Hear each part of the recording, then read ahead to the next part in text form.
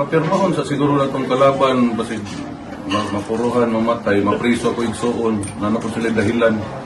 Papirmahan, magpirminirmahan sa sila sa bugado. Mas maayo na. Puro mga sila isog. Kaya ko, manghagit ra po ko. Layo na ko hagiton, di ko manghagit na ng mga kagamay po na ng gamay po kayo na yung gihagit. Dito sa taas manghagit. Tama to iyahang kondisyon. Dito tal gusto ni mo mutabang ng baha.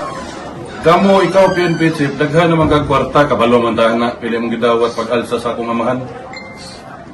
Ano hindi na lang kamo donate diretso sa gibahaan? Gibuhat pa nimong kondisyon ng sa akong igsuon, magsumbagahan na rin. O karon na kondisyon. Kung musulti na yung mga presidente mag-health political test at tanan, usbon, bisag na upaw na po, usbon na po na to. No, hadlok man mo, anong drug test. Ayan mga kababayan, si Congressman Pulong Duterte ay meron din pong statement patungkol dito sa hamunan mga kababayan ng bakbakan, no? Boxing match po sa pagitan po ni PNP Chief General Nicolas Torre at ni Acting Mayor or Davao City Acting Mayor Basti Duterte mga kababayan. Ito nga po yung trending kahapon, no, na balita patungkol dito sa bakbakan ng dalawa na kung saan noong una ay sinabi ni PNP Chief Nicolas Torre na inihanda niya mga kababayan, no, or pinhanda itong Araneta Coliseum. Doon sana sila pang-abot, no, doon sana yung venue ng kanilang boxing match. Pero ngayon mga kababayan ay meron ng bagong venue. Ito na po yung Rizal Memorial Coliseum, no, dito po sa Malate, Manila. So gaganapin daw po ito sa July 27 ngayong linggo mga kababayan. At puspusan na nga po yung training ni PNP Chief Nicolas Torre. So kahapon meron po siyang mga boxing session, no. Nag-training po siya sa mga paano mag-box mga kababayan, paano sumuntok. Meron po siyang trainer. At ngayong umaga, kahit maulan, ay nag-jogging siya mga kababayan.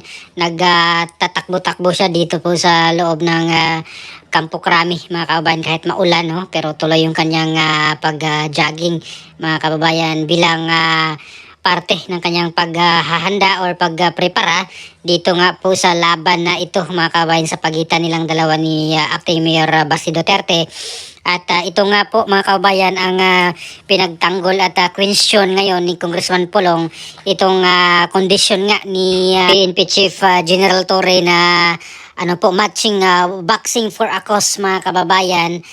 Lahat po ng kikitain daw po ng kanilang boxing match or boxing fight ay mapupunta doon sa mga biktima ng baha mga kababayan, ng habagat at ng bagyo.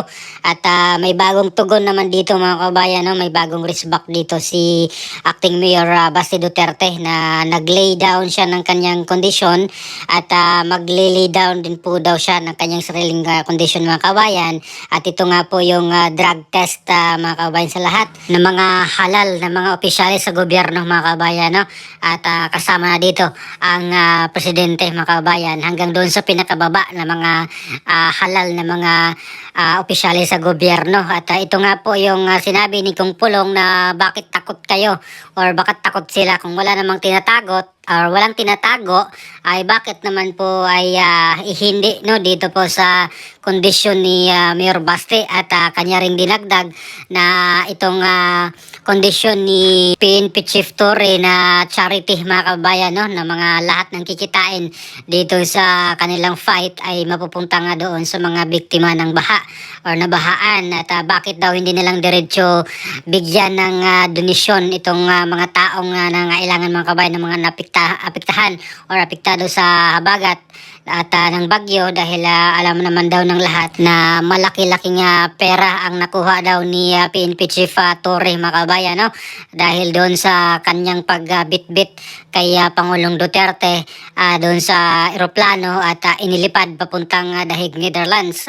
Tugon po ni Congressman Pulong Duterte, kaya wag na daw magmaang-maangan at kung gusto daw tumulong ay tumulong agad-agad na lang na diretso doon sa mga nangangailangan. Wag na daw idaan dito sa boxing match na ito mga kababayan, no?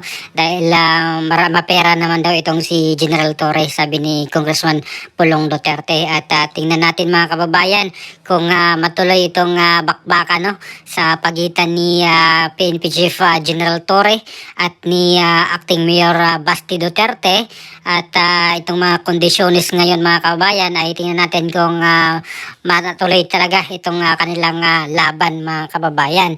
At meron na nga pong isang abogado na naggagawa or gumawa na po ng waiver at quit claims mga kababayan patungkol dito sa laban ng dalawang ito mga kababayan sa pagitan ni General Torre at ni Acting Mayor Basti Duterte. So yun nga yung condition lang mga kababayan, no? Or isa pang condition ni Acting Mayor Basti Duterte, itong hair follicle test or hair follicle drug test mga kababayan sa lahat ng mga halal na mga opisyalis ng gobyerno kabilang na ang presidente. At kung wala po daw silang tinatago ay pwede naman, madali lang naman daw ito, sabi ni Congressman Pulong Duterte. At kahit siya ay nauna nang nagpa-drug hair follicle test ay sasagawa ulit mga kababayan, no? Or magpapa-hair follicle drug test ulit daw siya kahit na maubos na daw yung kanyang buhok mga kababayan. At itong hamon na ito ay para sa lahat ng mga halal na mga opisyalis ng gobyerno mga kababayan. At tingnan natin kung kakagat dito si PNP Chief General Torre mga kababayan, no? Kasi yung kanyang kondisyon lang naman ay charity mga kababayan, charity boxing match. Lahat ng proceeds daw ng kanilang laban ay yun nga mapunta doon sa mga nabahaan mga kababayan dulot ng bagyo at ng habagat. At marami na nga pong mga kilalang personalidad ang nag-comment po dito, no mga kababayan. Kabilang na po dito si dating Comelec Commissioner Attorney Rowena Guanzon. Ayan, so meron po siyang mga comment din patungkol dito. Maging si dating abogado na si Larry Gadon mga kababayan ay nag-volunteer mga kababayan, no? Or nais niya mag-volunteer na magiging referee daw dito sa laban na ito mga kababayan. At ayaw niya daw nga mapuruhan si Acting Mayor Basti Duterte mga kababayan, no? Baka daw sumobra yung suntok ni Torre kay Basti at mapapano pa daw si Basti mga kababayan dahil umiinom daw ito ng mga energy drink. Ayan, so sabay promote pa po si Gadon mga kababayan, no?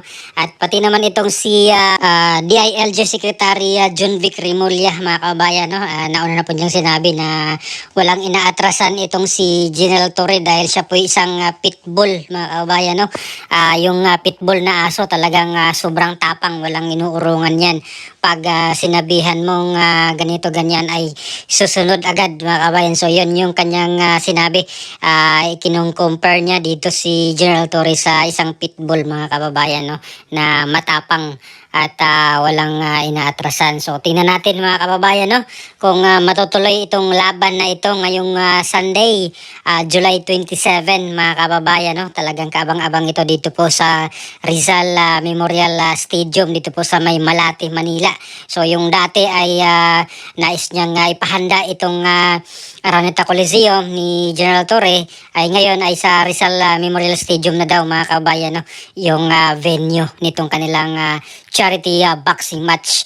Ayan, so ano pong opinion nyo dito mga kabayan sa mga statement ni Congressman Pulong Duterte? Ayan, at itong bagong venue mga kababayan, no, dito po sa Malate, Manila na po ang bagong venue ng boxing match nila. So please comment down below.